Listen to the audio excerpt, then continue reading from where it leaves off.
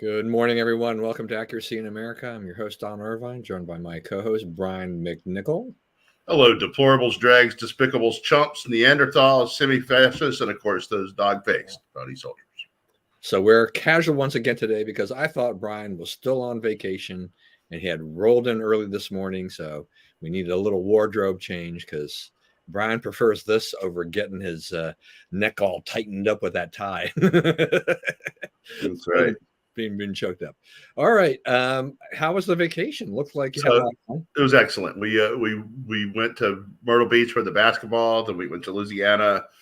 Then we went up the middle of the country this year. We went Wichita, or Little Rock, Wichita, Omaha, which is an interesting place, Fargo, and then Minneapolis, and then home from Minneapolis. So I think one of the most exciting developments was my son is to the point now where he can drive, so he can help with the driving, which is a major game changer, right? You can do things you couldn't otherwise do if you have two drivers.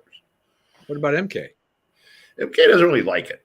It's not too fast for her. Yeah.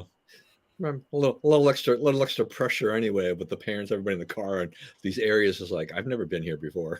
Yeah, that's right. That's true too. So like he had to drive through Chicago yesterday, welcome to America, son. That's right. That's interesting. Yeah, Omaha, I mean, I was there many, many years ago for a convention. Well, I've actually been there a couple of different times, I guess. I've seen a little bit of it, pass by the stadium where they held the College World Series and stuff like that. But I think actually one of the times I was in there, they were having I think they were doing some NCAA, swimming trials or competition or something like that. So every once in a while, I don't know, I run into I wind up in a town, or at least I used to, where things were happening. Went to Nashville one year and they were having the SEC women's basketball championship games playing or whatever. Yeah. Like, sometimes I'm like, maybe I ought to just go and watch this stuff. And I should have really. Pretty exciting. And so the thing about Omaha is they had a baseball stadium downtown, or pretty close to downtown, where the Omaha minor league team played, and they would just have a long road trip for the College World Series every year. So then the NCAA decided that it needed a stadium, to a certain standard or whatever for the College World Series. So they built a stadium downtown, and they kind of didn't really include the minor league team in the deal, and so they didn't really have their needs addressed, whatnot. So a couple of local families stepped up. They owned big stuff or whatever, and built the stadium. It's out where the minor league team plays is out in the burbs. It would be like the equivalent of where you live or where I live.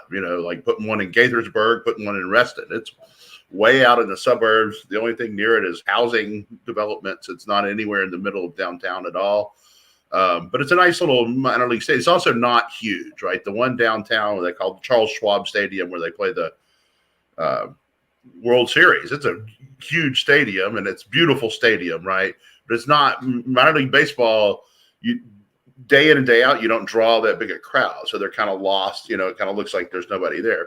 So, they kind of got the best of both worlds. They have a nice stadium downtown. I guess Creighton plays there during the regular season. They draw 200 or 300 people, but you get to play in a nice ballpark. And if you ever make it, you'll be used to the surroundings, right?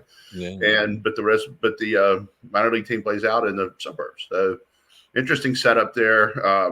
They have a cool downtown. They have a walking bridge. You can walk across the Missouri River, and on the other side of the river is Iowa. So, that's kind of cool. A nice little park down there and so forth. But so yeah, nice place. We enjoyed it. Yeah, it's it's the heartland of America, right? Yeah. I mean, and the home of the world's greatest investor, Warren Buffett. We started to try to find Warren Buffett's house because as I said this, and Lori's like, well, it's got to be some estate you'll never get at. Like we tried to go to Mar-a-Lago, and it's like a guard. You see a guard shack, right? You don't have the credentials to get in. Mar-a-Lago is a guard shack. Warren Buffett lives in a neighborhood in a house. Like Joe Paterno lived in I've been to Joe Paterno's house, right? It's just a house on the street. So, it's kind of interesting how different people approach it. Yeah, I mean, Buffett, I mean, he is the epitome of a guy who, despite his vast wealth, has lived a very modest lifestyle overall when you think about that. And the home, I mean, he's famous for basically living in this little house, and he's been living in there for decades. I mean, I mean, his dad was a congressman or something like that, right? I think. Yeah. So, he lived here in DC and I think for when he was younger, but he's lived a good portion of his life out there. And he's, how old is Warren now? 95, 98 or something like that. Yeah. His right hand man, Charlie Munger, is like 99 or 100. And having watched those guys over the years, it was like, Warren has, Buffett has talked about for years in his annual letters about, kind of not just the market and the state of affairs, but also the fact that, how long would, he doesn't really necessarily expect to be around that long, but, he's been writing in that kind of thing for like 15 years, like thinking like, hey, look, I'm 84 years old. I could be dead next year, and then he just keeps going and chugging along and everything like that. It may actually come a shock to people when he actually does die, because they've been waiting all these years, and the guy has just never stopped. And, he's got his cherry Coke thing that he loves so much and all of that.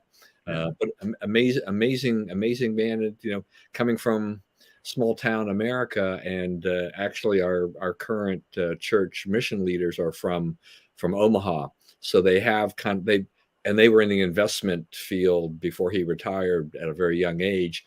So like a lot of the people there, that they're in some aspect of that. Yeah, so they knew Buffett through those circles in that sense, and everything like that. So it's kind of interesting. Yeah. All right. You've come back. Well, the weather's not too bad here. It's it's going to be warm. I was looking at AccuWeather. It says, in the shade it's like 90. It'll feel like 90. In the sun it'll feel like 101. And then I saw a report that said Monday was the hottest day on record since they've been keeping records, according to NOAA, worldwide. Something like 66.42 degrees average temperature worldwide. They're saying, buddy. they're saying the effects of El Nino and climate change, because that's a story, because climate change has got to take that thing front and center. Every time you have a hot day, there's always going to be a climate change angle in there.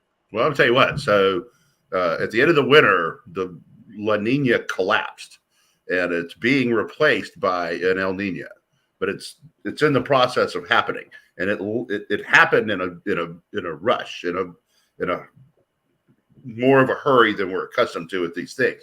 So you're going to get some unsettled weather. You're going to get some weird weather for a while it sorts itself out, right? But I understand that the Biden administration wants to spray something into space to block the sun to reduce global warming, and it's like, there's got to be some way to stop them from doing this. I would rather the global warming. I think that, what is the right amount to spray, right? What if you spray too much and there's an ice age, right? I mean, they have no idea. And they also have no idea. And here's the thing about this that people don't understand. Like the Earth, obviously, like our weather now is the same as it was 8,200 years ago. It's just about exactly the same. Now, in that 8,200 years, there's been ups and downs and colds and hots and all that kind of stuff, right? But it comes back to the mean. Now, how does it come back to the mean? How does that happen? Does the Earth must have ways of correcting itself. When it gets too hot, things happen that cool it down, right? That may be part of the cause of volcanoes. Is it, that's the Earth giving off heat, right? And the clouds protect the atmosphere, right? Mount Minatuba went off in what was in 92, and it was like 5-6 years of cooling just from the ash from Mount Minatuba in Italy. So, I mean, we so little understand this, and the data we have is either incomplete or, guesses, right? Estimates, they change the high temperature to what the high temperature would be if their graph were correct, I mean, they change data to make it fit the conclusions. So you don't really have a lot of good science behind this, and it's not well understood, and it's not something that we should be taking that kind of dramatic corrective on. It was, the dangers far outweigh the risk of doing nothing. Yeah, I mean, I can see somebody, if Biden somehow manages to do this, that next thing you know, you can go to your local Walmart and buy a spray can and protect yourself by spraying the air around you. Yeah, that's right. My yard is cool. Come over. We have protected ourselves from the sun. We can go out and have our barbecue and not get fried. Might be 90 at your house, Don, but it's 74 here. We sprayed. Oh man, I just too much. It is way too much. We had some days on this thing that were pretty warm, high 90s and so forth. It's hot. You're in the South, you're going to get some warm weather. Well, they talked about the heat dome in the South and things getting trapped, and they had a lot. They had up to a 2-week string or thereabouts of really hot weather. Some records were set in various parts of Texas and things like that. It was 105 when we were in Wichita, which was very hot, but Omaha was above the dome, right? So by the time Omaha, and then we got to Fargo was really nice, right? It's also light there till 10 o'clock at night, which was, you could tee off at 8 o'clock and get in 9 holes, man. That's interesting.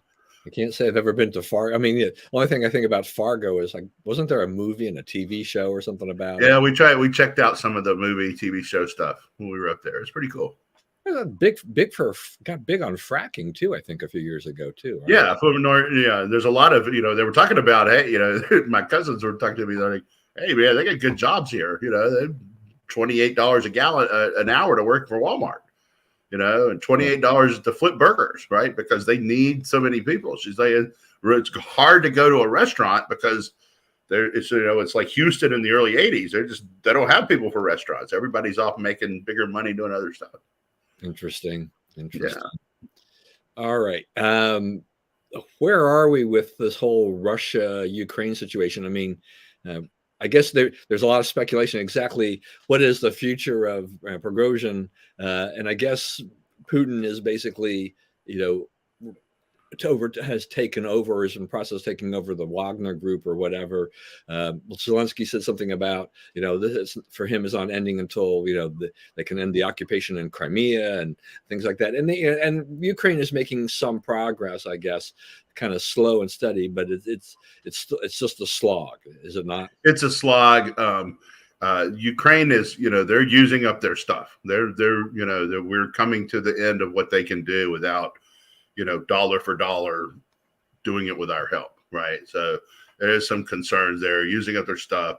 They're using up their soldiers. They're starting to incur losses that are not sustainable over time. So, but I don't blame him. I would not lock in Soviet gains or Russian gains on this. I would not say, okay, to end it, you can still have a third of the country or whatever, because they'll be back. I mean, you can't appease them. And if we're going to line up, the Western democracies behind this, which is not really the case, we're really lining up Joe Biden behind this. Then go for it. Get them all the way out of Ukraine, get them all the way out of the country, right? Russia does not deserve any reward for what it's done here. And so, I don't blame them for wanting them out. If they can make it happen, I don't know if they can make it happen. I think that's kind of what the problem is. I think the Wagner Group guy, he wants to keep himself on top of the dirt and is proceeding under that impression. Yeah, that's going to be tricky for him. I would be careful what I eat if I'm him for a long. I think so. I'm kind of wondering with this because we've gone on for almost 500 days, which is unbelievable at this point. And as you told me, we are seeing attrition on both sides. I mean, there are a limited number of people. How many people can you throw at this? Right. How many more people you have in reserve? At what point, does NATO, will they finally say, we're going to have to send in some troops rather than just the materiel? Because I can't imagine that NATO wants to see Ukraine, get overrun by Russia. Right. I mean, it's not a member country. It's not Right. Article 8. We got to go defend them or whatever. But it is a threat to NATO's security, right? And if they can do it, if they can be allowed to get away with it on Ukraine, they can be allowed to get. They have an 805-mile border with Finland, right? Why stop? Why not go for Finland? They're the mechanisms that would keep Putin in his place are no longer there. Trump had him stop. Biden does not. So, there's no need. There's no end to it. And I think they sense like there's a moment of weakness. The U.S. definitely does not control the Western alliance much anymore. So there's not a lot of like things that can be marshaled against them anymore. So that, I think they see the Russian sense of vulnerability and they sense a chance to outlast us, and they may well be right. Yeah, it'll be interesting. When I think about this situation and other things that are going on in the world, and then see these statements, either by the White House or by other Democrats or whatever, but what a great foreign policy Biden has had, much better than Trump, and you're like, yeah, what's your example? Where did things get better? Hey, yeah, shut up. Right. Exactly. Where was North Korea, during the Trump administration, or where was Russia during the Trump administration compared to today? I mean, what was going on worldwide compared to today? It's just there's just all these eruptions and all these other things right. that But remember, Putin did not dare move against Ukraine while Trump was president. He moved against Ukraine while Obama was president, and as soon as Biden got to be president. But he didn't mess with us under Trump. Yeah, I mean, I think what the official start date for the invasion was like February 23rd. So he gave it about a month, but there's probably, this planning is like, okay, Biden, from the time Biden got elected in November, right, then started putting troops to getting this they ready. Were probably strategizing about it in those months, and then waiting to see a little bit in terms of, once Biden is in office, what will he do? Okay. And as you evaluate that, you're like, okay, well, he's not going to be Trump. This is, we'll go ahead and accelerate this process. We'll go ahead with our plans and do this. And so, this is not some fly by night. It's not something that all of a sudden on, February 22nd, Putin said, we're going to go in there. They had planning. They had some plans laid out there, but it was all predicated on Biden's election and then watching what happened once Biden was officially president. Right. We're broadcasting weakness, and people the world's taking notice. Yeah. So it's been kind of interesting in there. What's going on here in France? I mean, I don't know. Macron has just faced all kinds of issues, one thing after another, and they're trying to calm things down. But boy, it doesn't take a lot for these people to riot in France these days, it seems. Well, this was somebody got shot with right. a rubber bullet and died anyway. Oh, you're just doing that to us because we're us type of critique of it.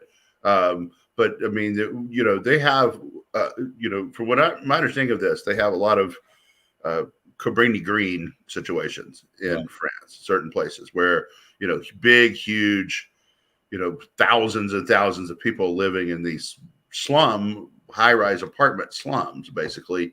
They call them estates, which I think is pretty funny. And so these things breed crime. They breed no hope, right? All you can see when you look out your window is more of same, right? So it is easy for a kid who can't get outside that perimeter to assume that that is the world. That is, what the world's going to be as far as the kid is concerned. So, your life is defined by whether you join the drug, violence cartel or you don't, and you can stand outside of it, and people do, but it's easier from a lot of standpoints to join in, right? And there's not a lot of future out there to say, hey, I don't want to mess with my future by doing drugs, right? Your future, that's as good a future as you can see for yourself from that urge. So, it's social, does socialism matter? Does it hurt? Well, this is what socialized housing looks like. This is what socialized society looks like, right? And you say, oh, well, everybody has a place to live. You know, we don't have these people sleep. They're not sleeping in the street. Okay, but what they are doing is, you know, inculcating violence and drugs and despair. And things happen, you know, you have a precipitating incident and it explodes. And it's entirely predictable. And it's not going to change because the French, you know, they're on, you know, Macron is like, he spent a lot of political capital, and, you know, he's like Biden, he wants to do things by executive order or, you know, whatever that's called in France, rather than going through the legislative process. He tried to raise the retirement age and the country went berserk. And now he, you know, it'd still be lower than ours. I think he wanted to go from 61 to 62 or 61 to 63 or something like that. Yeah. So, you know, it's still lower than ours, and ours is going to go up. And you don't see us riot. We may not like it, but we're not rioting about it.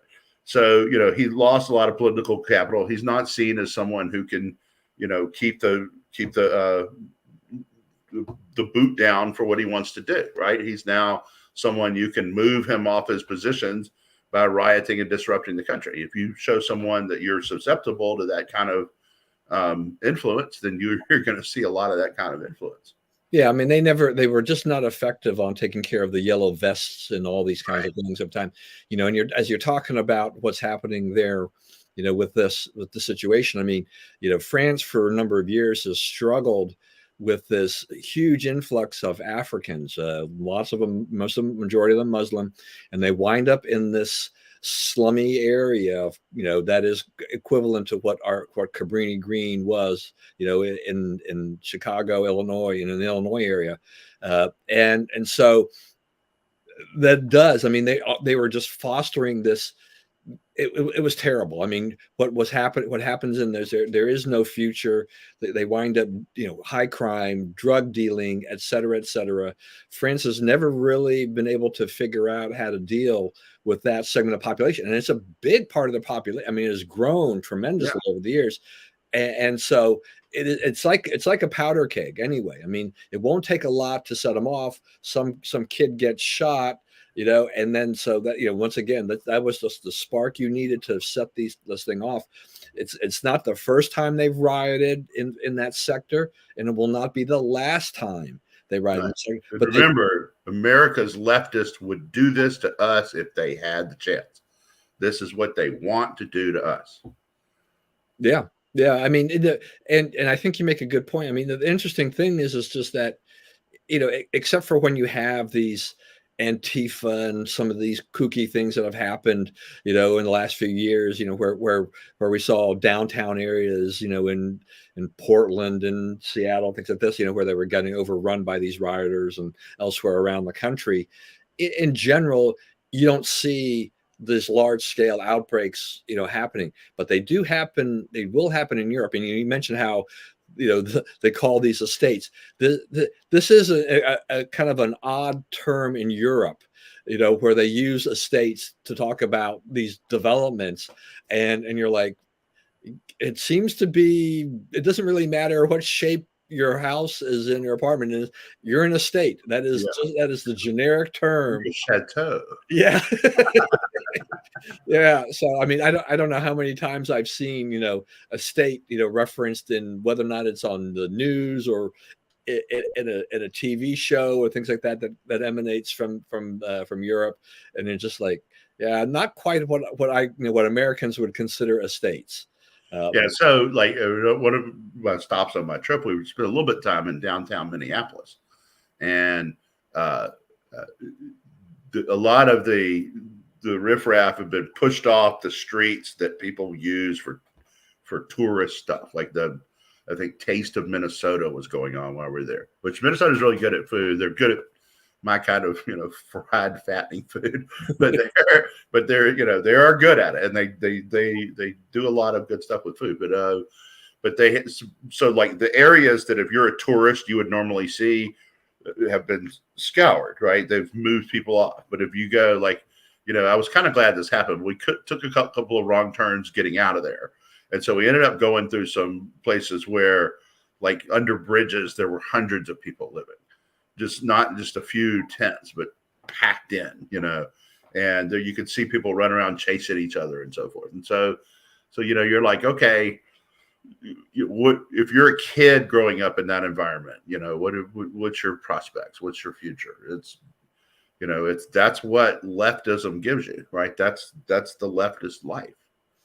Yeah, I mean, and thinking about, kind of the post Antifa, whatever, Black Lives Matter, results. When you look at some of the cities that, had those riots and things like that, I mean, like Portland has got a lot of problems now. I mean, they were, for a lot of people, they were somewhat of a model. They had a lot of things, a lot of good things going for them, but it's spiraled, out of control, kind of things like that. It's just people are fleeing Portland, and downtown's a war zone. I mean, don't want to live there anymore. The declining population. Yeah, so it's been kind of interesting to see kind of the change there, but that is what happens when you let the left come in there and just take, you don't stop them, they just let them do things, and the end result is that they've kind of destroyed the city. That's right. And what it was like. So yeah, Seattle too. Yeah, Seattle. I mean, these things are going, and remember now, it's like, I guess, you and I will continue to call homeless, but now I guess, in liberal cities, it's now unhoused, right? Unhoused. Well, yeah. Which is, here's the thing about that. Okay. That, when they change the language on us, they do it for a reason. It's not willy nilly. It's not because they don't like the word homeless, right? They're trying to tell you that, it's not that they don't have a home. It's that we have not given them a home yet. Right. This unhoused implies action, a need for action on our part. Right. So it's, our responsibility to get all these people into a house. And we may want to do that as a public health matter, or as a, my cousin told me she's worked with a lot of homeless and so forth in Minneapolis, that, a big thing is to find something in the winter. Right. And there's a big trade in blankets. Like, she used to be in charge of trying to get them blankets, right, to survive it. But I mean, at a certain level, that is achieved early and often in Minnesota, blankets are not going to do the trick, right? You're going to need more than blankets. You need to be able to sleep inside. So I don't know. And they were saying, this last winter, it was snowing well into mid to late May, and the snow wasn't all gone till 2 or 3 weeks ago. So it's a different thing up there. Yeah, and that's right. So I mean, all of these things, it's kind of like, we went from global warming to climate change because they thought this was more effective. Because it wasn't warming. Yeah, it wasn't really warming. And climate change, they found a way to try to make this. These are all about policy prescriptions and proposals. So you go from homeless to unhoused. They're trying to change that narrative to say, we need a solution to take care of all of these people. And just a matter of building more public housing. No, it's not. Yeah. Right? There's much more to it than that. Right? There's most of those people sleeping under that bridge, if they decided, my goal is going to be to start sleeping inside. That's achievable, right? There's public help for them now, but that's not what's going on here. This is more and more transfer of wealth to people that didn't earn the wealth. Yeah. And, for whatever reason, it's unfortunate because a lot of the people who are homeless are also mentally ill. Right. And they don't let you take care of them anymore. It used to be, we said, okay, if you're mentally ill, we're going to treat you for being mentally ill, right? Or cordon you off so you can't hurt other people, right? And we isolate your damage. Now, if you're mentally ill, you can be the head of a family. A lot of people say my family is headed by someone who's mentally ill. But me. But I mean, a lot of people are that's they're not stopped. Their place in society is not changed. It's not adjusted, regardless of how mentally ill they are. So they're still responsible for kids and a wife and a job and all this stuff, and they can't do any of it. Yeah, look, I mean, just like a lot of things, I mean, there's different levels of mental illness, and there are levels where you cannot function and do a lot of the things that adults do, and there are other things that you can work with it, treat it, and You manage it enough that you can function, that you can be part of a family, but that it requires a lot of work, so a lot of these people that they've tried to put back into housing, it fails. They can't handle it. They're not, they don't know what to do. And so a lot of rules, and it should be a lot of rules, yeah, right? no, it absolutely has to. We're going to give you a house. You cannot then destroy the house and use it to sell drugs and run prostitution rings or whatever. You need to be someone who accepted charity and act like it, right? And it's hard to get people to do. Well, I mean, the difference is, okay, where does all the charity involved in all of this come from, right? It all emanates from government. Government has pushed out all the private actors in this. So the solutions are one size fits all, right? And some people, they need the house without all the rules because they can't handle the rules, right? Who will give that to them? Not government. Government has to have the rules, right? Because, I mean, to be perfectly honest, somewhat for people like you and me to say, hey, we're not giving people houses so they can run a drug ring, right? We're giving you a house so you don't freeze to death on the streets. Okay, so that's so we want that house treated a certain way. We want our investment treated a certain way. Okay, if the people giving the help, providing the house, are people doing it from the charitable act of their own, right? Then they're working out something with that person. And there can be more understanding, and there doesn't be a sheet of rules and compliance officers and all this stuff. That's all put there because the help comes from government, right? So, by outsourcing, which the Democrats want to do, they want to outsource their charitable obligations to government. Like, hey, we'll just pay taxes and let government deal with it. These are the prices you pay for that. These are the victims of that thinking. Yeah, well, I mean, I still remember. Because this is a problem that's been here for a long time. Yeah, and it accelerated. Really after it was decided that mentally ill, we're not going to be institutionalized. Which whatever issues with that, I think we've talked about before. But like in D.C., they would take these people and they'd say, okay, they had some of these very low rent, hotels in D.C. And so they turned those places into kind of homeless shelters and things like that. But it didn't really solve the problem. I mean, it took people technically off the streets, but those people were trashing those those hotels, so that they were now destroying the facilities that the government says, well, here, this is our fix. We're going to just we're going to put 50 families or whatever individuals in here, and we think that's going to work. And it's not, because they didn't have the services and other things in places to actually work with this and make this work. Right. And they're not going to, because it's always going to be done. It's like the people want to privatize healthcare. I mean, have public healthcare, right? Okay. If we have public healthcare, we will, by definition, from day one, start trying to cut costs in it, right? I mean, if you're going to have a big public entity like that, and it will be huge, right? If we ever try to do this here, the National Health Service in the UK, which serves about a population of 1/5 the size of us, is like the 4th largest employer in the world. Now, if they're the 4th largest employer in the world, how big an operation would it be to do that here, right? Where you have 5 times more people, much more land area, and so forth, right? It would be many times that. So, then you will get, let's shave costs every way we can. I don't want my health coming down to shaving costs, right? I want the best approach. And if it costs a little more, and it keeps me, up and running, then I'm okay, Yeah. I mean, look, our healthcare system isn't perfect, but when you look at the National Health Service, when you look at Canada and things like this, is that, we've seen better. We've seen loads of complaints about people, having to wait for procedures that, people here don't have to wait for in general, and stuff like that. And that, there's complications arise as a result, but it is focused on kind of contained costs, and all those things. And, they're just, the ramifications are huge in that case. Yeah. On the homeless thing, I want to throw one more thing in here because I saw this week, and it just made me chuckle. That California, they instituted this homeless tax on when you sell a house.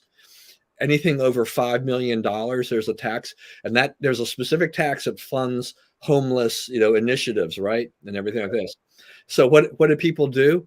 They started pricing their homes at 4.999 million. Yeah, absolutely. And I mean, so realistically, I mean, a $5 million house in Los Angeles is not really all that big, right? I mean, yeah, it's not, right? yeah, it's not that big a deal. There's a lot of them. Well, I mean, look, the housing is so, housing is so expensive in California. I mean, you'd have to pay $1 million or $2 million sometimes to get a 1,000 square foot home, right? Right. So you're not really talking about a home. You're talking about a home that's maybe what, 750 to $1 million in some places here, but they're basically, the housing is 2, 3, 4, 5 times more expensive than a lot of areas in Southern California. So I just think it's hilarious that these homeowners are thinking like, well, we don't want to get into that, have that tax situation on there. So we're going to keep it at the very, we're going to skirt this thing and do that. It's just another thing of you try to put all these policies and you try to tax and say, we can tax this because there's so many people that are so rich, but there is a little bit of rebellion where even I think liberals say no. Right. That's right. And that's just, it's like sort of like your deal over there, right? Montgomery County is an example of a place that they're so rich that they can't they don't ever have to pay for their mistakes. Right. So like, I remember when I was there, when I was at the Montgomery Journal, we did this story about they had like 10 or 12% of the people who work for Montgomery County Public Schools were making more than $100,000 a year. And I'm sure there's much more than that now, but they were almost none of them were in a classroom, right? So you were paying, what do you call it? Administrators and so forth. Okay. You're not doing anything that makes the classroom experience any better, right? You're not actually helping kids, but you have this system. And since it's public and since there's a lot of money in there, everybody just gets in and makes their grab and creates their administrative position and so forth. And so that's what you get, as a lot of money gets wasted. Yeah. Yeah. So it's just, I mean, there is this one Twitter account that I follow now. It's called, I think it's Clean Slate Moco or something like that. So people behind it, or person, I don't know if it's one person or more, but what they do is that they're constantly kind of throwing up pictures and they're doing a whole bunch of other things. They're tweeting about just all the kind of insanity with all our bureaucrats in Moco, whether it's the school system, whether it's the county council and stuff like that. And just like, all the examples of things that are wrong with Moco and, how we're just being buried by these liberal politicians. Yeah. And I guess you saw that, they're now accusing us, the conservatives, of, rounding up these Muslim parents who have come out very strongly in Montgomery County against some of the stuff, some of the woke / sexually predatory content in schools, right? There's been some Muslim groups have protested and gone in there and said they want certain books taken up. Yeah, they had a protest scheduled. I think it was last week.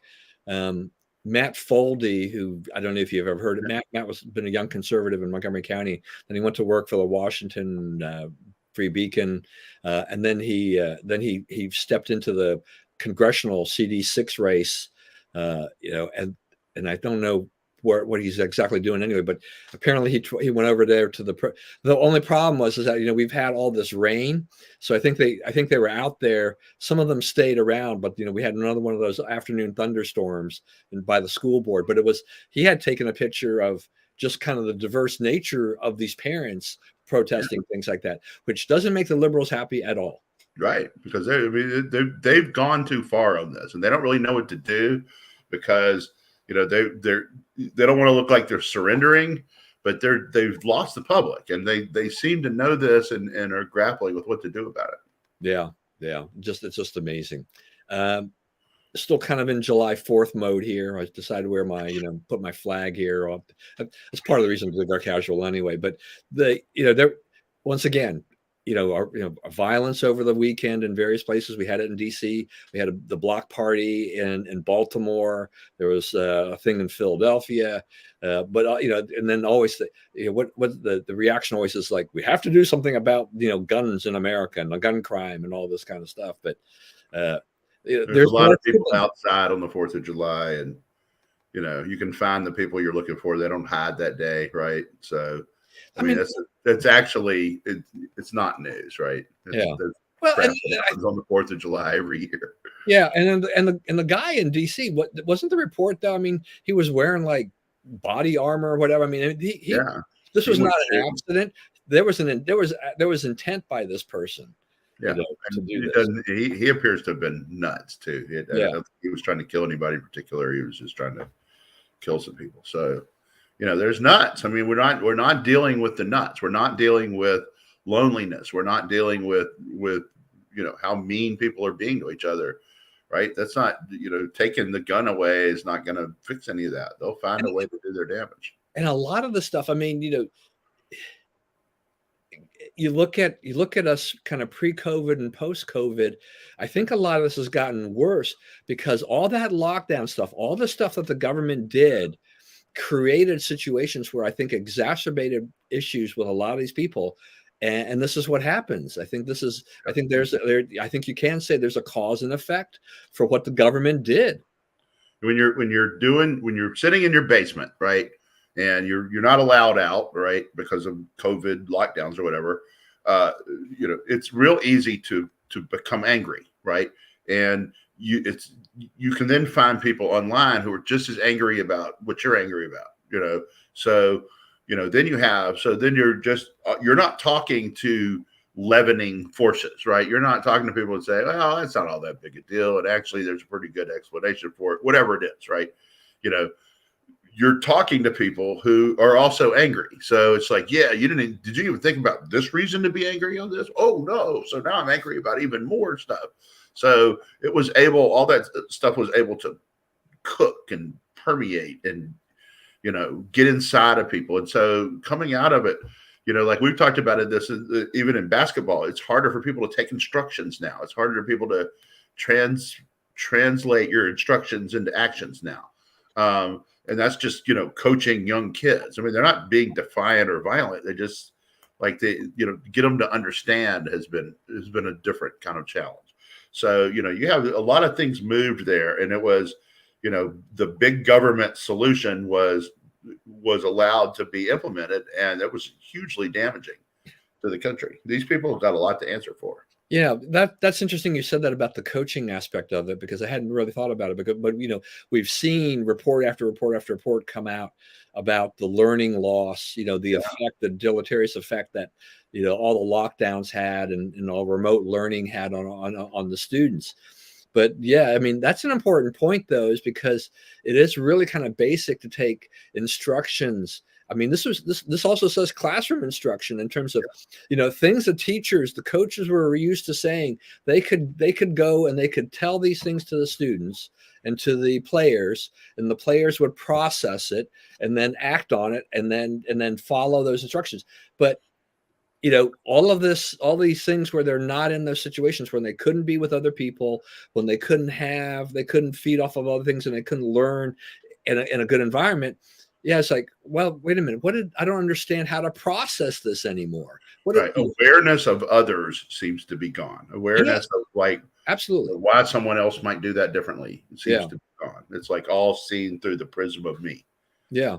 Yeah, and that's a huge thing. That, I mean, teachers unions and things like that. On one hand, they profess how they're there for the children. On the other hand, they've shown their complete disdain for it because of what we've suffered through. But yeah, the students were isolated. There's a lot of me kind of a thing like this, and blocks innovation, blocks progress. Yeah, and you learn from experiences, but you learn from others, right? And you learn with others. And when you haven't had that, and then all of a sudden you're thrust back into it again, you're like, I kind of forgot what this was like, or I never have been through it. I mean, if you get new players, it's like, what am I doing? right? Yeah. And you also have, so you're the mechanism by which we all have a lot of ideas in our heads, right? And a lot of those ideas are not good ideas, right? But when you go out and you push those ideas against what's going on in the world, that's how you get the feedback to know that those are bad ideas, right? I mean, there's, think about all the things you've thought and like, oh no, that's not right. I'm not going to say that anymore. I'm not going to make that argument anymore because it's not accurate, right? But there's no one sees anything outside of their own prism anymore, and it's really damaging because you can't really get the solutions because what works for you is not going to work for everyone else. That's right. Sticking to July 4th, and maybe this applies to these people, Jamal Bowen, Corey Bush. I'll even throw in Natasha Cloud, our WNBA star. They've all come out this July 4th weekend, and they've all been very critical about the United States of America. What's the deal with it? Is this the same old kind of liberal canard, or is this level of anti-Americanism, is it just getting worse? Well, I mean, so you gave me two members of Congress and one sports person. That's about average, right? For these kind of things. Every 4th of July, there's some small group of people who say something, stupidly provocative, that gets them into the news for, hating on America. We don't owe anyone any money, right? I think that's the wrong way to go after it. If there are people who talk about the reparations thing, so to speak, who do it in a more constructive way, right? They say, make an effort to make those schools really work, right? For instance, the schools that are serving those kids. But the idea that like I owe someone money for something that, no one did anything to the person I owe, and I didn't do anything to anybody is ridiculous, right? And that's a fundamental precept of America law. What makes America great is the dignity of the individual, right? I'm responsible for me, you're responsible for you. We're not thought of as groups, right? So these people want to put everything into a group. I will say this, there were the court rulings this week really revealed like the racist nature of the left, right? One of the things that happened is a woman who worked for Biden tweeted that, Black people will have no chance to get into college now that affirmative action has been taken away. And it's like, a lot of Black people are plenty smart enough to get in college without any help from affirmative action, right? But it's just their notion that like, if we don't do all these things, these people need our help. They're incapable of doing it on their own because of their race, right? It is just blatant racism. Well, you know why they needed affirmative action a lot of times? It's because our teachers and our teachers unions, they have their piss poor education of our students, not preparing them for this next level anyway, right? I mean, right. That's another way. Government has to run these schools in these areas, right? So what does government do? Here is a school. You've got enough teachers. How did those teachers get there? The other principals did not want them, right? Good teachers go there and they're not supported, right? So they get out. There's a lot of very good people like, yeah, I'm going to get into that inner city and I'm going to make a difference, right? How many teachers have said that? Millions, right? But they get in there and they're like, okay, the people are supposed to be helping me make this happen don't really care about it, right? They want to be able to say they provided the school, right? Free, appropriate public education, as the law says. Okay, but it's not, in Baltimore, where you have basically no one proficient at math or reading, in high school, and an average GPA of 1.3. That's malpractice. No one cares about that school system. No one cares about those kids. And until that changes, right, nothing can really change. Yeah. I mean, and it's like, there always used to be, a lot of people had a dream of going to college, getting the education, maybe getting a good job out of that. You don't necessarily in this world need to go to college to succeed in life.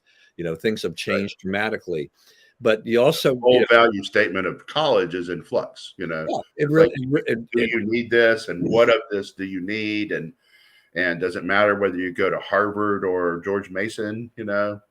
Yeah, look, my wife and I, we have pulled our hair out just about, because we've got the youngest son who got like that close to graduating college. He was just a handful of credits short, but he had an opportunity to work, in a field that he had developed a skill at college. I mean, his college experience actually taught him the skill on videography and all these things, and he took an opportunity to go to work. Now, I think he could have still finished school, I think, but he looked at it as like, why? What does getting that degree, will that make any more difference in what I'm doing? And since then, like people get mad at the basketball players, right? He left after 1 year to go to the pros. Like, yeah, he's making generational wealth in the pros. The whole point of college is to get you to get able to be employed. Like, the guys out here offering me $10 million a year, I think I'm employable, right? I think I've hit the jackpot.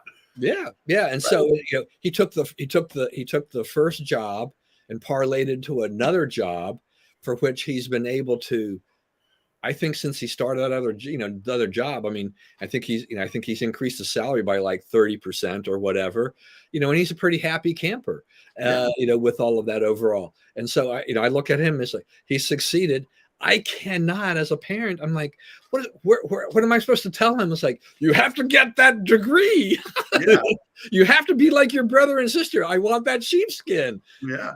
It's like, but he's no dummy. He's like, why? It's like, tell me why. It's like, am I going to be really able to make any more money right now than I am now? And I'm going to be happier? Probably not right now. So I was like, right. And don't you think down the line, as he gets to be, closer to our age, that'll matter even less? That's right. I mean, what does this is the thing, so when I apply, I tried to actually go through Montgomery County Public School process to like, I thought maybe I'll go ahead and be a substitute teacher, right?